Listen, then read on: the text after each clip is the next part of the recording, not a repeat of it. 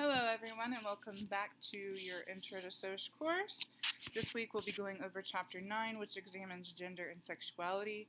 We'll look at how gender is a social construct, and we'll look at gender inequality and how gender is intersected by race. So I know that was a little confusing. I'll try to break it down throughout the lecture, and this week we do have learning objectives. So after this week's material, I hope that you'll be able to understand gender as a social construct. You'll be able to examine gender through multiple theoretical lenses, such as feminist theory and symbolic interactionist theory. And you'll be able to examine the intersectionality of race and gender on inequality, such as life expectancy and education and pay and life chances.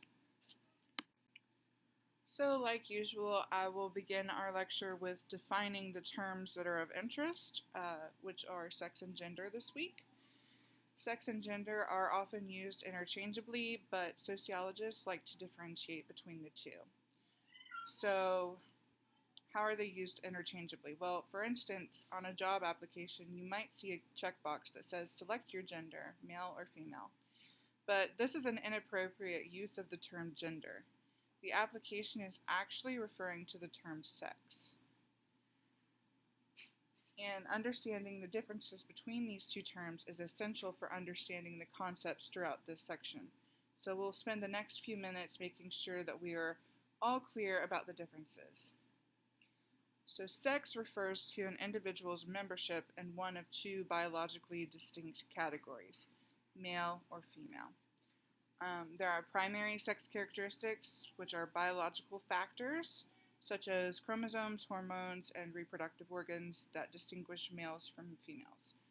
There are also secondary sex characteristics, such as physical differences between males and females. This includes facial and body hair, musculature, and bone structure. And these characteristics are unrelated to reproduction. However, there are individuals that are intersect, or they're called hermaphrodites. That's an older term. And about one baby in 1,000 is born as an intersexual, which means that they have an abnormal chromosome makeup, and so they have mixed or indeterminate male and female sex characteristics. So they might have both female and male reproductive organs, or things like that. And gender is different from sex because it relates to the way in which a person behaves based on his or her biological sex. In other words, we learn how to act in a manly or womanly way based on the sex that we're born with. So gender is a term that describes our behaviors as feminine or masculine.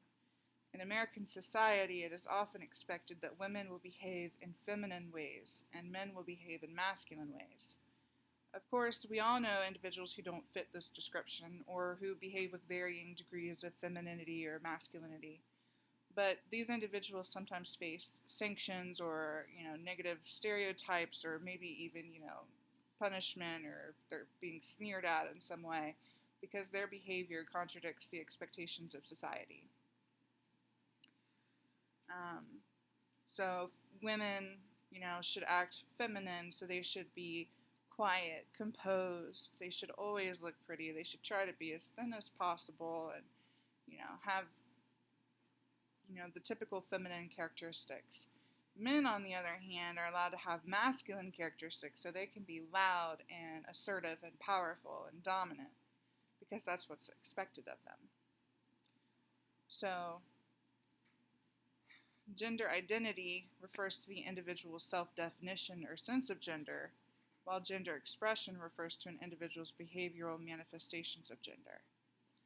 So we can understand gender as a continuum rather than a dichotomy. It's not just males and females, girls and boys, feminine and masculine. It's a mixture of both feminine and masculine traits that are seen among both men and women.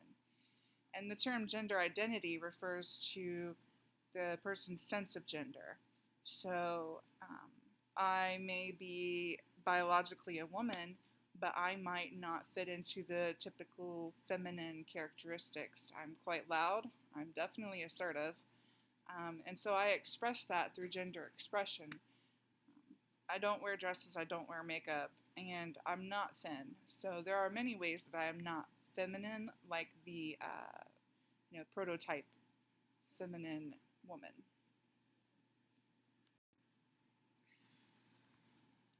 So there are essentialists that see gender as biological or genetic and believe that gender is a binary system, and that it's determined by our chromosomes, hormones, and genitalia, and that gender is permanent and unchanging.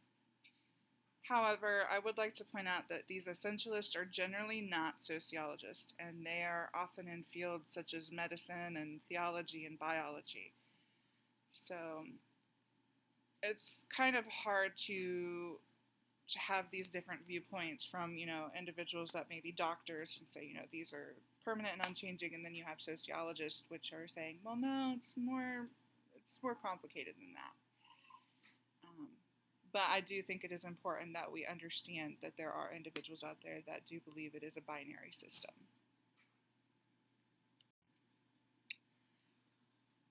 Sociologists, on the other hand, they use a constructionist approach, and they see sex, gender, and sexuality as social constructs. And we've talked a little bit about social constructs with race, and I know that a few of you have mentioned that gender is a social construct in your discussion posts, which is awesome.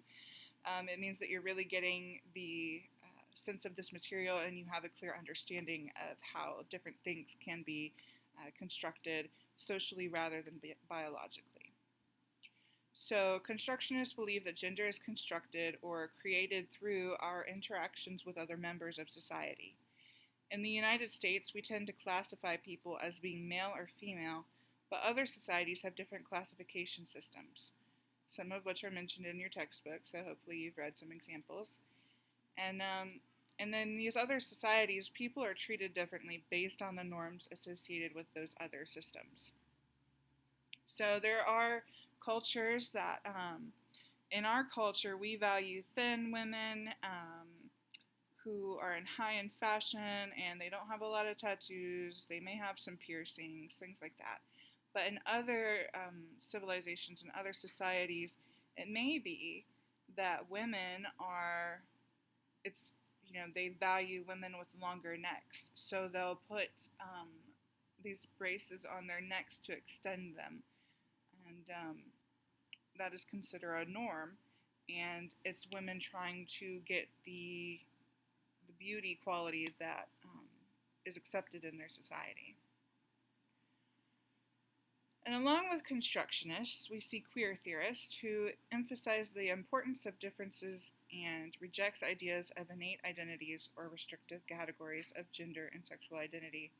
So basically what queer theorists do is they just say that there isn't, you aren't innately or inherently masculine or feminine. Instead, we learn how to be masculine or feminine. We also have sexual orientation, which is the inclination to be heterosexual, homosexual, or bisexual, and there are asexuals as well, and a lot of, other categories. So some evidence supports that there's a biological component to sexual orientation. Research in this area is still preliminary, so we don't exactly know. Many have embraced the idea that sexual orientation is genetic, based on the idea that if sexuality is innate, then sexuality-based discrimination is unacceptable. While most Americans oppose gay marriage, many say they would support civil unions. Sexual orientation is not based on gender. So a masculine woman is not always attracted to other women, and so forth. Sometimes it's better to view sexual orientation as a continuum rather than a few simple categories. Alfred Kinsey suggested that human sexuality was far more diverse than was commonly assumed. His own studies led him to believe that people were not exclusively heterosexual or homosexual, but rather fall along a wide spectrum. The Kinsey scale of sexuality is an example of queering the binary, as it rejects binary or heteronormative categories of sexuality. So now we have all our terms. We have sex, gender, and sexuality. And all of these are bases of hierarchies of inequality in our society. Despite a great deal of change in recent years, homophobia is still common in American society. Some people argue that the term homophobia represents a biased attitude because the term phobia implies a psychological condition, thus excusing intolerance. And homophobia, as we are all aware of, is a fear of or discrimination towards homosexuals or towards individuals who display purportedly gender inappropriate behavior. Gender inequality can be found in all past and present societies and can be traced back to biological differences in early societies. In the past, the activities that women could participate in were limited because they had less physical strength and because of the demands of bearing and raising children. Men delivered the most important resources to the group, such as food from hunting or land from warfare, and they became powerful by controlling the distribution of these resources. Even our language and vocabulary tend to reflect a hierarchical system of gender inequality. For instance, what is the difference between a stud and a slut? What do the following have in common? Bitch, cow, heifer, angel, baby doll, sweetie pie, cupcake, and sugar. What do the following have in common? Man-made, mankind, manpower, manslaughter. So there are various ways to see how even language is influenced by gender inequality. And there are various sociological theories that attempt to explain why this inequality has persisted in contemporary societies. We're going to discuss several of these theories now. So the first theory is functionalism or structural functionalism, and functionalists tend to believe that society functions the way it does as a result of men and women having different roles and tasks. Functionalists would likely agree that sometimes these differences result in inequalities, but that on society there is a purpose for these differences. So, in a way, they're saying that some social roles are better suited to women than men, and vice versa, and that certain tasks should be done by the individuals of the appropriate sex. Talcott Parsons is a functionalist, or was a functionalist, and he believed that there are instrumental and expressive roles. He said that men are more suited for an instrumental role, where the person or the man provides the family's material support and is often an authority figure. Women, on the other hand, are more suited for an expressive role. They provide the family's emotional support and they nurture the family. While it may be true that men and women have traditionally filled these gender-specific roles, many contemporary theories argue that this is a result of our socialization.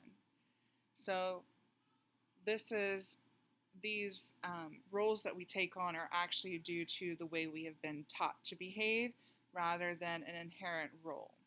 And we'll talk more about this in upcoming slides.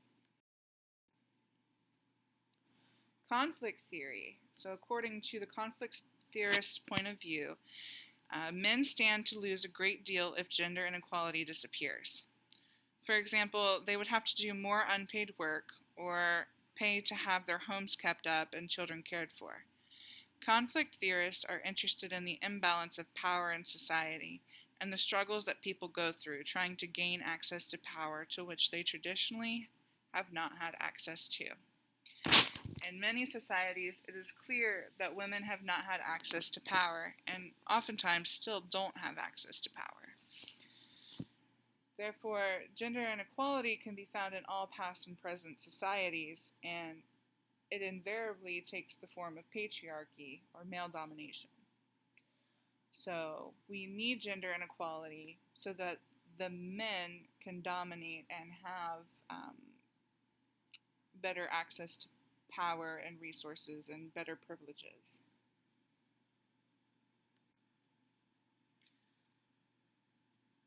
According to symbolic interactionists, they emphasize how the concept of gender is actually socially constructed, maintained, and reproduced in our everyday lives. This theory maintains that gender is shaped through our culture and our interaction with others. The idea that gender is reproduced means that adults have learned their gender roles and teach those roles to children, and that people reinforce gender norms, thus perpetuating or reproducing gender roles. So if you think about it, I'll take an example. My mom was the moneymaker of the family. My dad was a stay-at-home dad. He took care of me and my siblings. He fed us, he clothed us, he got us through school, he cleaned the house. He did everything that a mom would typically do or would take on those, more emotional, expressive roles. And my mom was the authority figure. Every time we had a question, we had to ask her for permission. If I asked my dad, he would say, well, you have to ask your mom first. And in this way, she had more dominance, control, and authority. Now, because of this, I was raised that women should be able to make their own decisions. They should be able to have more control, more dominance, and more power. And for that reason, I have been taught that, even though that doesn't fit my gender role, or that doesn't fit how most females are, that is how I was raised. And so I take on some of those characteristics. Other individuals, other children may learn differently based on how their parents teach them.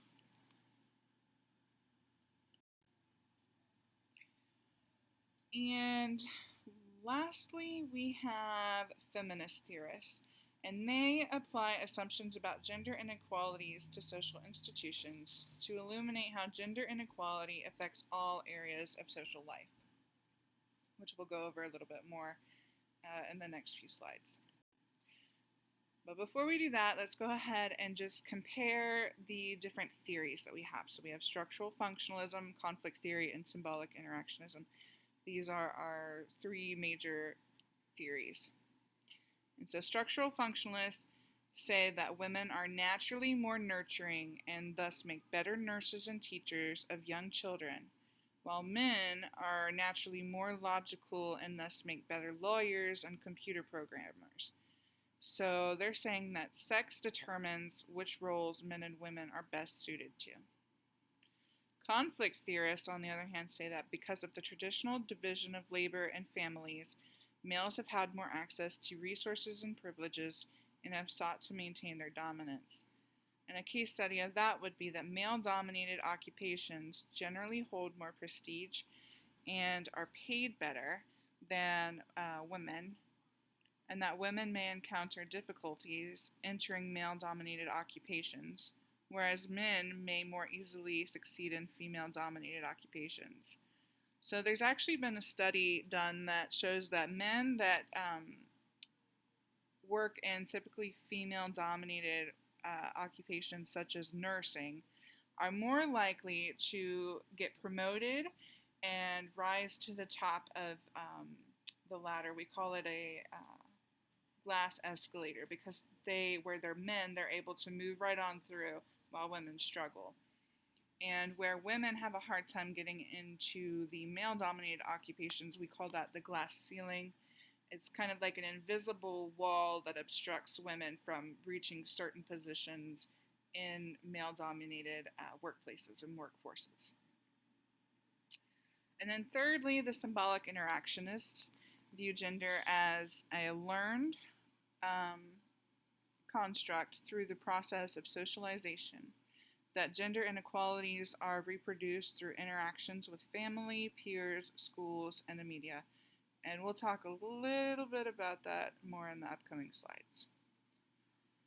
A case study of that would be that girls and boys are socialized differently and may be encouraged to seek out gender-appropriate training, college majors, and career goals, leading them to enter male and female-dominated occupations. And so some of you completed the other implicit association tests and submitted them to me for extra credit. And I noticed that several students, and this isn't to say anything bad, but it's just an interesting finding that I point out.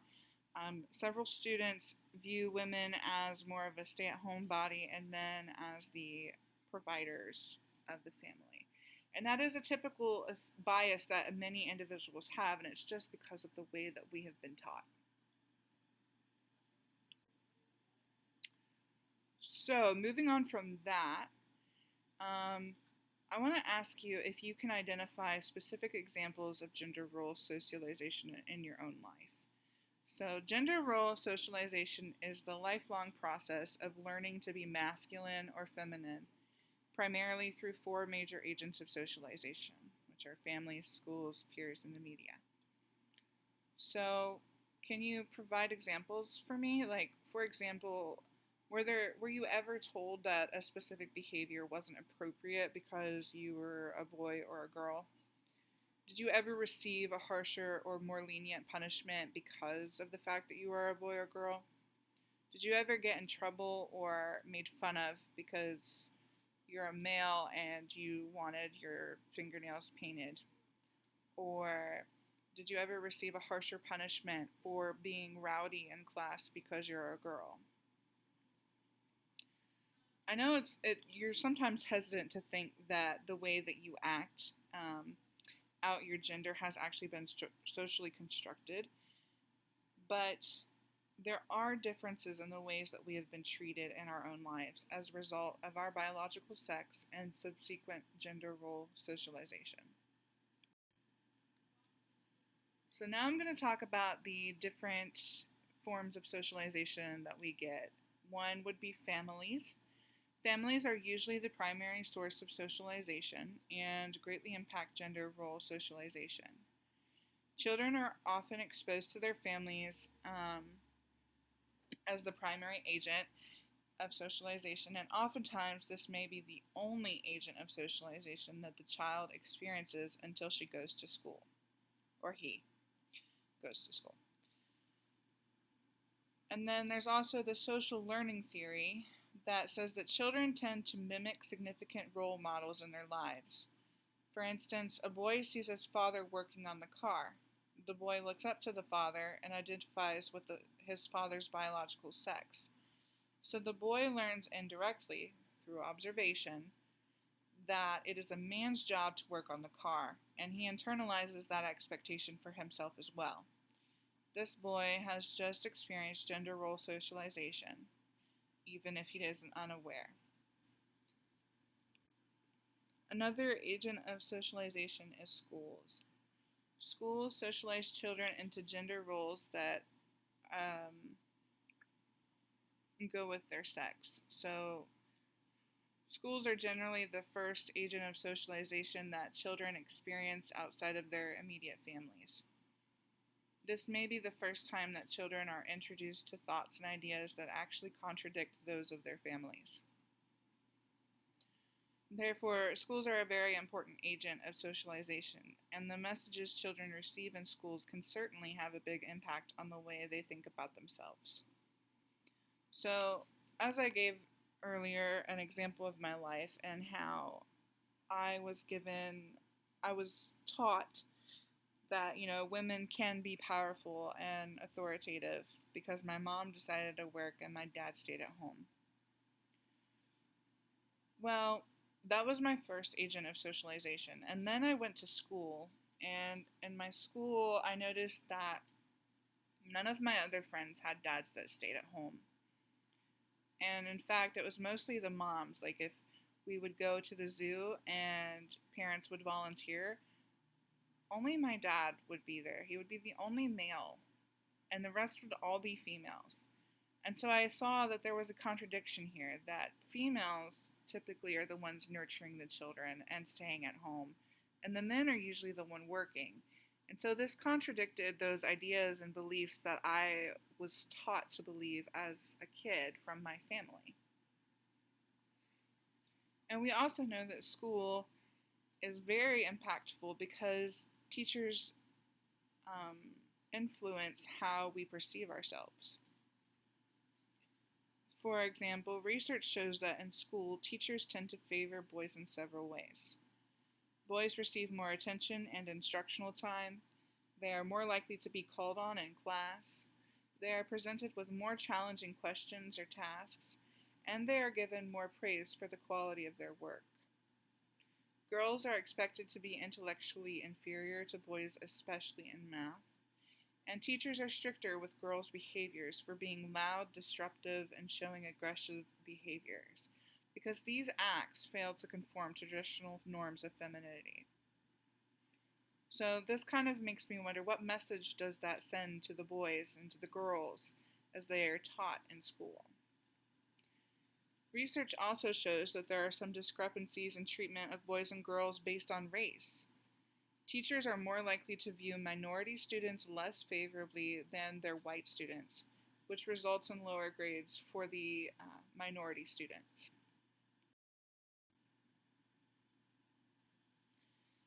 The third agent of socialization is peers.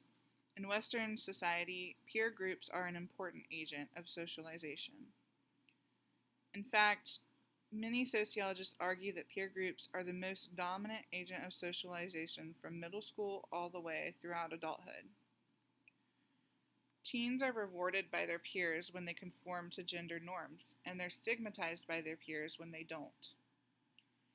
So, as teens, boys tend to gain prestige through athletic ability, through their sense of humor, and by taking risks and defying norms. Girls, on the other hand, tend to gain prestige through social position and physical attractiveness.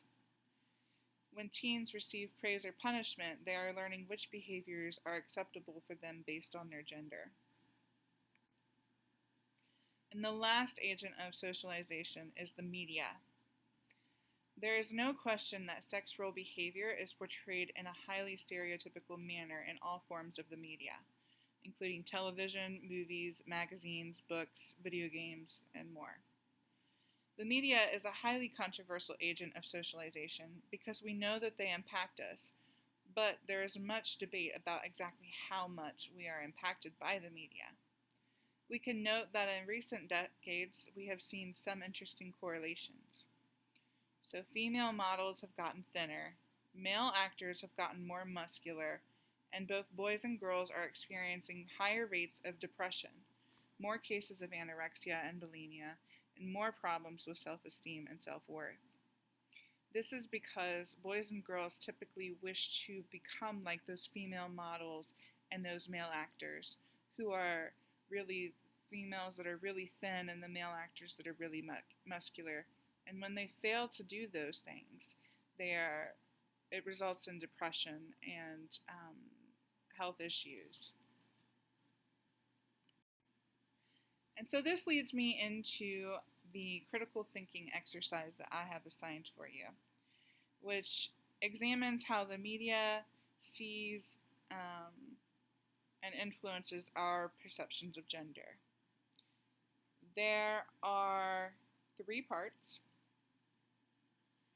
The first part is to watch the video on the dangerous way ads see women, or read the article on femvertising. You don't have to do both, but you are more than welcome to do both if you would like. After you've either watched the video or read the article, I'm asking you to find 3 to 5 public images that illustrate gender or a gender norm. For example, you could find an image of a female model walking down a runway. You can find an ad for cleaning supplies. I'm sure that you'll see the women with the cleaning supplies, not the men. An ad for men's clothing or women's clothing. Women cleaning the house and men working, different things like that. So try to find at least 3 to 5 images and then submit these images to me via email by 11:59 p.m. on Sunday, November 8th. This is very important because I need to give you feedback on whether or not those images are acceptable. You will receive feedback from me by November 10th as to whether or not the images are approved. If they've been approved, then I'd like you to write a 2-page double-spaced reflection on the activity. So, what did you find in these images? How did you find them? Did you find them on the internet? What did you search? Examine the poses of the women and the men. Are they different? What made you select these images over others? Who are excluded in the media or in the image? Think of race, age, and weight. Who are gender appropriate? How is gender portrayed? All of these questions are really, really important to consider as you're examining these images. There are further guidelines and information about this activity on Blackboard. And then also I've included an image on this slide that you might consider as an example. This woman is posing for an ad for Aeropostale jeans. I can guarantee you that I have never seen an ad where a man or a male figure has this stance for a photo or for an ad for jeans of any sort. So if I was to analyze this, I would say, well, they have included a different race. She is pretty skinny though, and she's showing off, a bit of skin at the top, but she is covered, which is nice. But her pose is more feminine than others. And so I would examine this and see how this image is different from another image that I would have to find. And that's kind of what I'm asking you to do, and then reflect on that with the little essay. So to find the CTE on Blackboard, I've circled it in red, go to your left-hand menu. It says Critical Thinking Exercise, CTE. On that, you'll find the handout. The handout has all of the guidelines, each part broken down, as well as several questions that you can use to guide your reflection. And then I've provided the article on femvertising, and below that is the video on the dangerous ways that ads see women. So you'll be asked to either read the article or watch the video. And then I've also provided a grading rubric for the CTE below that. And lastly, when you are completely done with your 2-page double-spaced reflection, you will submit it on Blackboard under the thing that says Reflection on Gender Norms and Media. Your submission date is 11:59 p.m. Sunday, November 15th. So please make sure that you get that reflection in by that due date. Otherwise, I will not accept it. So, now that we've talked a little bit about the CTE, the different theories on gender, and things like that, it's really important to examine gender inequality. And the first thing that we'll look at is life chances. So sex and gender affect almost every significant aspect of our lives. Even lifespan is different depending on your sex.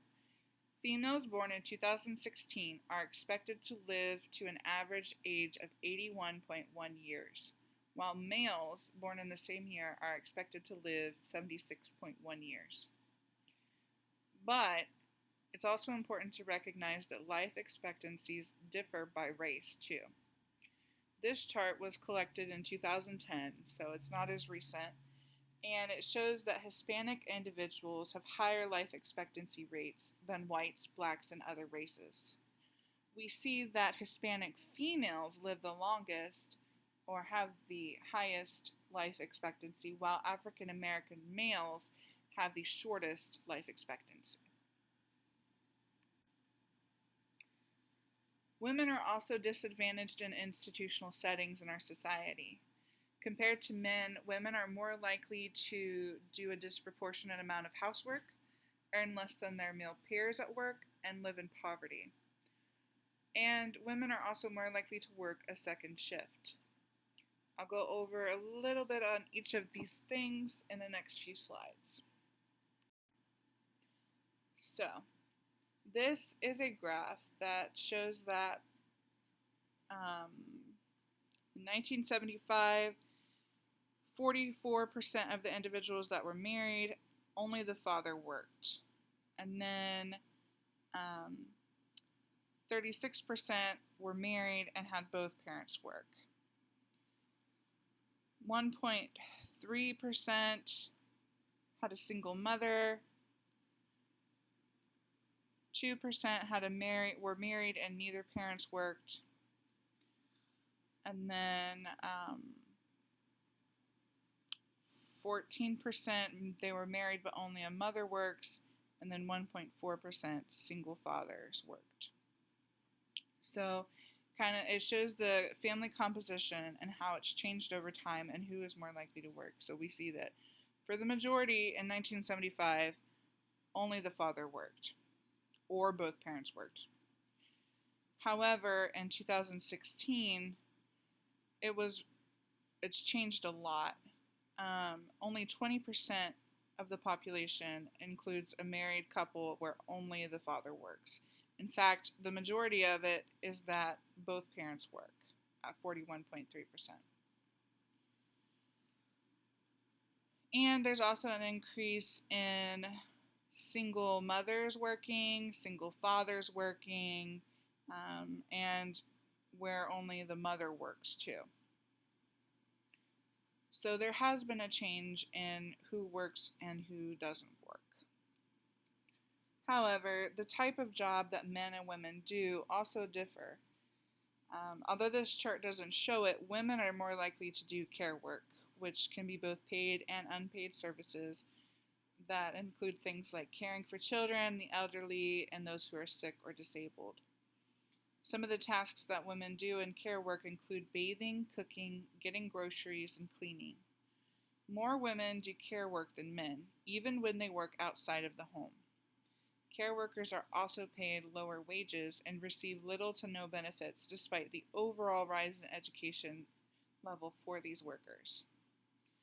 We also see an increase in dads staying at home instead of working. However, research shows that stay-at-home dads aren't at home because they want to care for their kids. Instead, they actually reason that they are stuck at home because they've lost their job. There's also a difference in female to male earnings ratio. So we see that men have a higher income or earn more than women. However, again, this pay gap differs by race as well as gender. So we see that blacks and Hispanics, despite being male or female, so it doesn't matter whether they're male or female, blacks and Hispanics will receive lower wages than white women. Asian males and females also receive the highest wages. Asian males receive the highest wages out of all, and Hispanic women receive the lowest wages. And as mentioned in a previous slide, there is the second shift, which is a term coined by sociologist Arlie Hochschild. And he refers to the unpaid work of cooking, cleaning, laundry, childcare, home repair, and yard work as things that must be done at home after the day's paid labor is complete. So the second shift means that the woman goes to work, or the man, or both of them. They both go to work, and then at the end of the day, they come home. But when they come home, the women's shift really isn't over, as they are more likely to do the cooking, the cleaning, the laundry, the childcare. And men are more likely to just be done for the day and they don't have to do as much of the second shift work. In fact, this graph represents that and shows that women work 2 hours and 15 minutes of the second shift, while men only work 1 hour and 25 minutes. And the last way we're going to examine gender inequality is with poverty. And the term feminization of poverty refers to the economic trend that women are more likely than men to live in poverty, due in part to the gendered gap in wages, the higher proportion of single mothers compared to single fathers, and the increasing cost of childcare. The gender gap in wages has contributed to this feminization of poverty. So that pretty much concludes this week's lecture. After listening to this, you should read Chapter 9, or at least finish reading it, and take the Inquisitive quiz, which is due 11:59 p.m. on Sunday, November 1st. You do not have a discussion this week, but looking ahead, you should prepare for Exam 2, and you also need to make sure that you have that critical thinking exercise done by November 15th. And again, before you can start working on that reflection, you need to submit the 3 to 5 images that you plan on discussing to me by November 8th. All right, everyone, have a great week.